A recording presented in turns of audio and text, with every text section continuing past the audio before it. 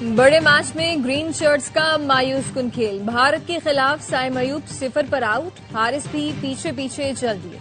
کپتان سلمان علی آغا، حسن نواز، محمد نواز، فہیم اشرف کا بھی مایوس کن کھیل، فخر زمان سیٹ ہو کر وکٹ دے بیٹھے، صاحبزادہ فرحان 40 رنز کے لیے 44 گیندیں کھیل گئے۔ آخر میں شاہین نے ہاتھ دکھایا، 4 چھکے لگا کر 33 رنز بنائے، ٹوٹل 127 تک پہنچایا، جب آپ نے بالرز بھی کمال نہ دکھا سکے۔ بھارت نے پاور پلے میں ہی 64 رنز بنا ڈالے، ہدف 16ویں اوور میں 3 وکٹوں پر پورا کر لیا، تینوں وکٹیں سائم ایوب کے حصے میں آئیں۔ پاکستانی بلے بازوں کی وہی پرانی بیماری، 20 اوورز کے میچ میں 63 ڈاٹ بالز، کیا یہ ہے پازیٹیو انٹینٹ؟ بھارت کے خلاف پاکستانی بیٹرز اسٹرائک روٹیشن ہی بھول گئے، T20 کو ٹیسٹ بنا دیا۔ صاحبزادہ فرحان نے 21، کپتان سلمان نے 9، فہیم اشرف نے 7، فخر نے 6 گیندوں پر اسکور بورڈ میں تبدیلی نہیں آئی۔ گرین شرٹس نے کرکٹ شائقین کی امیدوں پر پانی پھیر دیا۔ کرکٹ فینز نے مختلف شہروں میں بڑی اسکرینوں پر میچ دیکھا۔ پاکستانی ٹیم نے خیمہ بستیوں میں متاثرین کو مزید غمزدہ کر دیا۔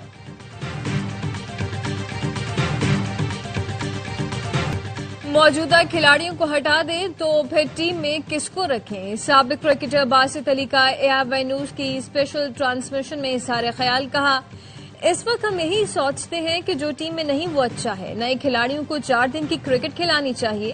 کامران اکمل بولے ایک نظام کے تحت ہی ٹیم بنائی جا سکتی ہے، ڈومیسٹک سسٹم ختم ہو گیا، سلیکٹر ڈومیسٹک میچ بھی نہیں دیکھنے آتے، ٹیلنٹ کا کیسے پتہ چلے گا؟ پاکستان ٹیم فائنل میں پہنچی تو کہہ سکتے ہیں کہ اچھا کھیلی ہے۔ پاک بھارت میچ میں ٹاس کے وقت دونوں کپتانوں نے ہاتھ نہیں ملایا۔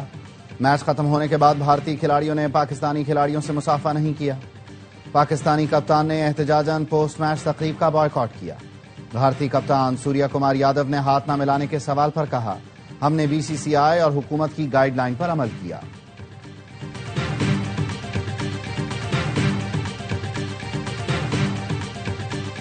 نفرت ہار گئی، کھیل جیت گیا۔ بھارتی میڈیا نے پورا زور لگایا، انتہا پسندوں کو بھی ساتھ ملایا، لیکن رسوائی کے سوا کچھ ہاتھ نہ آیا۔ دبئی کا اسٹیڈیم تماشائیوں سے کھچا کھچ بھر گیا، بائیکاٹ بائیکاٹ کے نعرے دھرے رہ گئے۔ نیلے ہرے رنگوں میں ملبوس تماشائی 7 اسٹیڈیم آئے، 7 بیٹھے، 7 جھومے، 7 جشن منایا۔ بھارتی میڈیا کے گرو گھنٹا الرنب گوسوامی نے خوب رونا دھونا کیا، چیخ چیخ کر آسمان سر پر اٹھایا۔ ٹکٹ فروخت نہ ہونے کا پروپیگنڈا بھی بڑھ چڑھ کر رچایا گیا، مگر حقیقت یہ ہے کہ اسٹیڈیم میں تل دھرنے کی جگہ بھی نہ رہی۔ حکومت نے سیلاب متاثرہ علاقوں میں اگست کے بجلی کے بل معاف کر دیے۔ وزیر اعظم شہباز شریف نے سیلاب متاثرہ افراد کے لیے بڑا ریلیف پیکج کا اعلان کیا، کہا متاثرین کی 1 ماہ کی بجلی کے بل وفاقی حکومت اپنے وسائل سے ادا کرے گی۔ زرعی، کمرشل اور صنعتی صارفین کے بجلی کے بل کی وصولی مؤخر کی جا رہی ہے، ان کے نقصانات کا جائزہ لے کر ریلیف کے اقدامات کیے جائیں گے۔ سیلاب سے متاثر ہر شخص کو جب تک اپنے گھر میں آباد نہ کر لیں چین سے نہیں بیٹھیں گے۔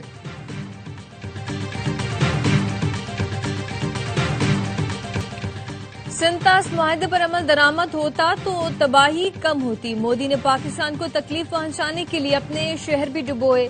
وفاقی وزیر احسن اقبال کہتے ہیں مودی کی ہٹ دھرمی اور پانی کو ہتھیار بنانے کی سیاست نے تڑکا لگا کر بڑے پیمانے پر تباہی کی۔ وفاقی وزیر احسن اقبال کہتے ہیں ہم نے تم کو مار کا حق میں مارا ہے، آئندہ بھی چھیڑ چھاڑ کی تو اس سے بڑا سبق سکھائیں گے۔ دریائے چناب میں طغیانی سے علی پور کی مزید بستیاں زیر آب، گھر بار، مال مویشی سب کچھ بہہ گیا۔ سید پور سمیت کئی علاقوں میں سیلاب نے آمد و رفت بند کر دی۔ جلال پور بھٹیا میں پورا گاؤں سیلاب میں بہہ گیا۔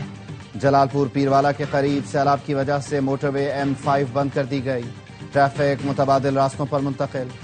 پنڈی بھٹیا کے نواحی علاقے بھی زیر آب، مکین گھروں میں محصور۔ لیاقت پور کے اکثر متاثرین منچن بند پر بغیر کیمپ کی زندگی گزارنے پر مجبور۔ چنیوٹ میں 4 خاندانوں کے 27 افراد کے لیے صرف 2 خیمے۔ اوج شریف کے سیلاب زدہ علاقوں میں لوگ بچا کچا سامان سمیٹ کر سڑک کنارے امداد کے منتظر۔ پنجاب میں سیلاب سے اموات 100 سے اوپر چلی گئیں، 5000 کے قریب دیہات اور 45 لاکھ سے زائد افراد متاثر ہوئے۔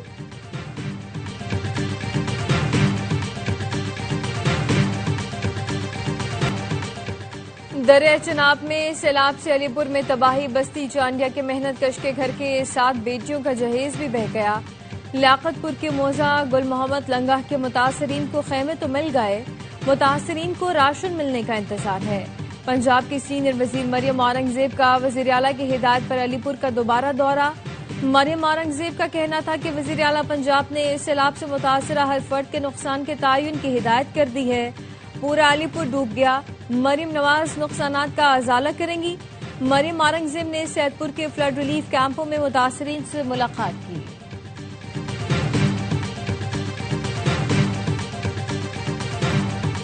وزیر اعلیٰ سندھ مراد علی شاہ کا سکھر بیراج کا دورہ، کہا ہماری پہلی ترجیح لوگوں کی جان بچانا اور دوسری بیراجز کو محفوظ بنانا ہے۔ آج رات تک گڈو بیراج پر انتہائی اونچے درجے کا سیلاب ہوگا۔ سیلابی صورتحال سے نمٹنے کے لیے ہمارے انتظامات مکمل ہیں۔ گڈو بیراج کے دورے پر کہا کمزور اور حساس مقامات کی نگرانی مزید سخت کی جائے۔ کوٹری بیراج میں پانی کی سطح بلند ہونے لگی، نشیبی علاقے زیر آب آ گئے۔ نوشہر و فیروز میں دربیلوں کے قریب زمیندار بند ٹوٹ گیا۔ دیہات کے مکینوں کا شہر سے رابطہ منقطع، فصلیں زیر آب۔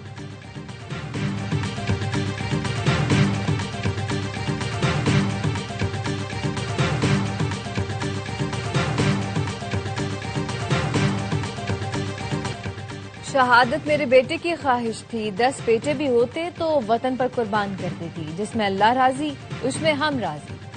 شہید میجر عدنان کی والدہ کو بیٹی کی شہادت پر فخر، شہید کے اہل خانہ کے ساتھ AY نیوز کا خصوصی پروگرام۔ میجر عدنان کے والد محمد اسلم نے کہا میجر عدنان کی شہادت کا سن کے سب کو کہا کہ رونا نہیں، صبر اور شکر کا مظاہرہ کرنا ہے۔ میجر عدنان کی شہادت کے بعد آج تک صبر و شکر قائم رکھے ہوئے ہیں۔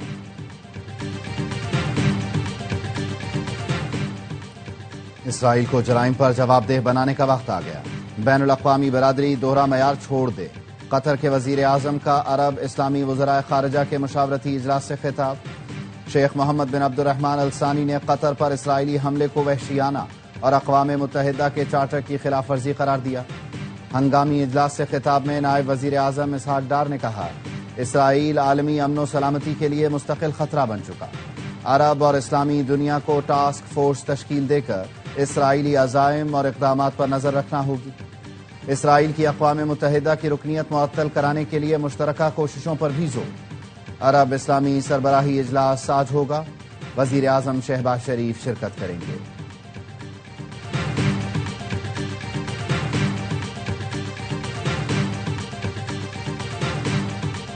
صدر آصف علی زرداری کا چین میں ایئر کرافٹ کمپلیکس کا دورہ، J-10C طیارہ تیار کرنے والے کمپلیکس بھی گئے۔ صدر زرداری کا کہنا تھا کہ J-10C اور GF-17 نے پاک فضائیہ کو مضبوط بنایا۔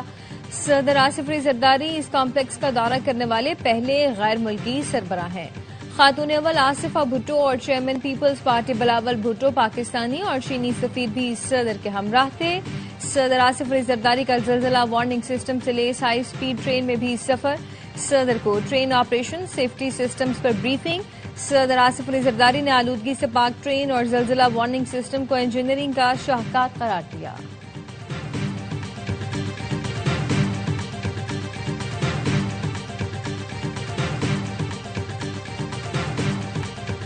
خیبر پختونخوا میں حکومت نام کی کوئی چیز نہیں، بیڈ گورننس نہیں مس گورننس ہے، کرپشن کا بازار نہیں مارکیٹ گرم ہے۔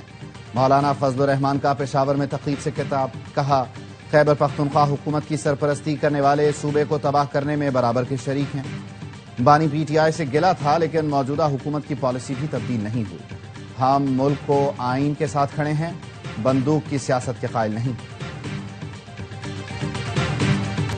پشین نے مار کر حق انٹرنیشنل باکسنگ ایونٹ میں پاکستانی باکسر اصغر خان نے افغان حریف کو شکست دے دی۔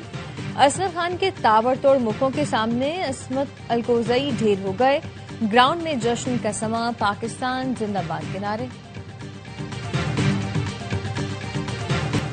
معاشی think tank economic policy and business development نے شرح سود میں کمی کی سفارش کر دی، کہا سیلاب سے زرعی شعبہ شدید متاثر ہوا ہے، سیلاب کے بعد معاشی بحالی کے لیے صنعتی ترقی اہم ہے، شرح سود کو 11% سے کم کر کے 9% پر لایا جائے، زرعی بدحالی کے بعد صنعتی ترقی ضروری ہے، شرح سود کو کم کرنے سے حکومت کو 3000 ارب روپے کی بچت ہوگی، حکومت یہ رقم سیلاب متاثرہ علاقوں میں تعمیر اور بحالی پر خرچ کر سکتی ہے۔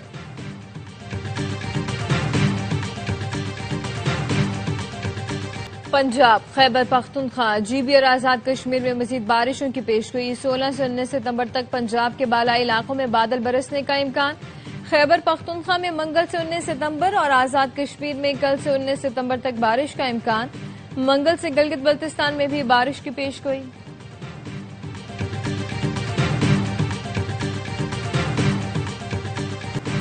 بلوچستان کے ضلع وسطی محمد میں تعلیم کا برا حال، 50 سے زائد اسکول عمارتوں سے محروم، نونہال کھلے آسمان تلے یا درختوں کے نیچے بیٹھ کر تعلیم حاصل کرنے پر مجبور۔ ضلع بھر میں 342 اسکول ہیں، 90% میں بنیادی سہولتیں ہی نہیں۔ 3 سیلابوں میں متاثر ہونے والی عمارتوں کی مرمت بھی نہ ہو سکی، کئی خستہ حال عمارتیں گرنے کے قریب ہیں۔ محکمہ تعلیم کا اربوں کا بجٹ کہاں خرچ ہوتا ہے، علاقہ مکینوں کا سوال۔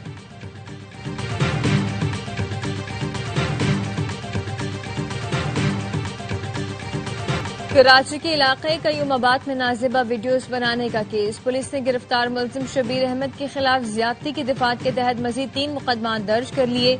پولیس حکام کا کہنا ہے کہ متاثرین میں 1 لڑکا اور 2 لڑکیاں شامل ہیں۔ متاثرین نے اپنے بیان میں کہا، سوشل میڈیا پر چلنے والی خبروں کے ذریعے ملزم کو شناخت کیا۔ کل 6 مقدمات میں 2 کم عمر بہنوں اور 1 لڑکے سمیت 7 متاثرین سامنے آئے تھے۔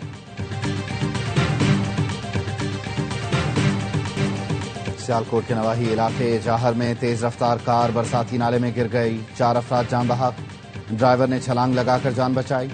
جاں بحق ہونے والوں میں 22 سے 30 سال کے 4 افراد شامل۔ جام شوروں میں نوری آباد کے قریب موٹر وے پر ٹائر پھٹنے سے بس الٹ گئی، خواتین اور بچوں سمیت 45 افراد زخمی ہو گئے۔ بس میں سوار افراد زیارت کے لیے بھیڑ شاہ جا رہے تھے۔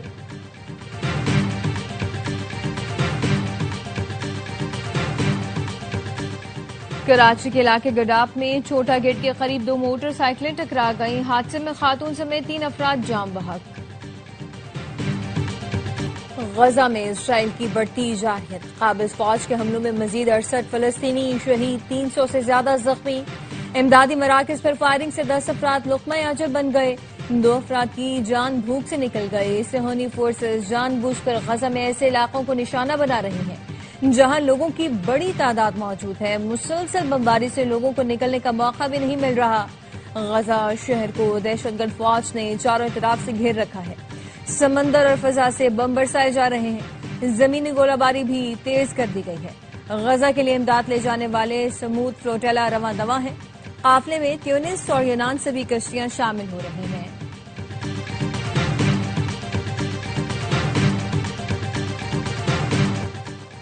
امریکہ اور افغان عبوری حکومت کے کابل میں مذاکرات۔ امریکی ایلچی ایڈم ہولر اور سابق ایلچی زلمے خلیل زاد نے افغان وزیر خارجہ امیر خان متقی سے امریکی شہریوں کی رہائی پر بات کی۔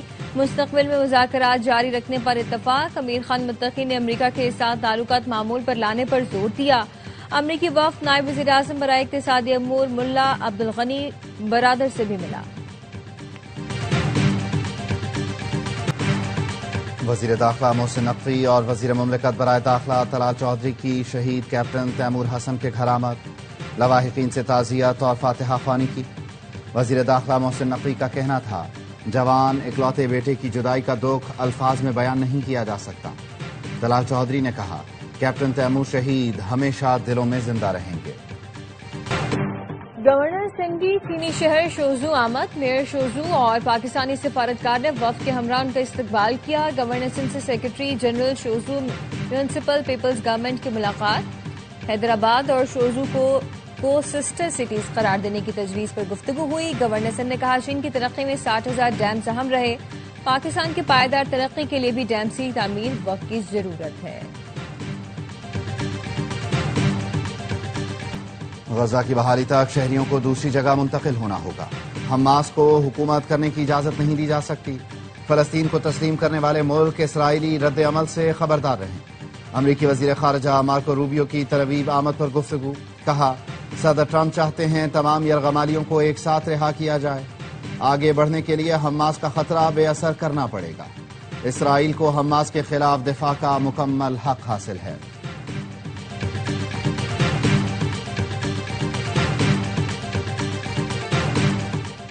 اور لیبیا میں ٹرک کھینچنے کا مقابلہ، 12 پہلوانوں نے دکھایا طاقت اور مہارت کا کمال۔ عبد الرحمان موسیٰ نے پہلی پوزیشن حاصل کی اور 4000 لیبین دینار کے حقدار ٹھہرے۔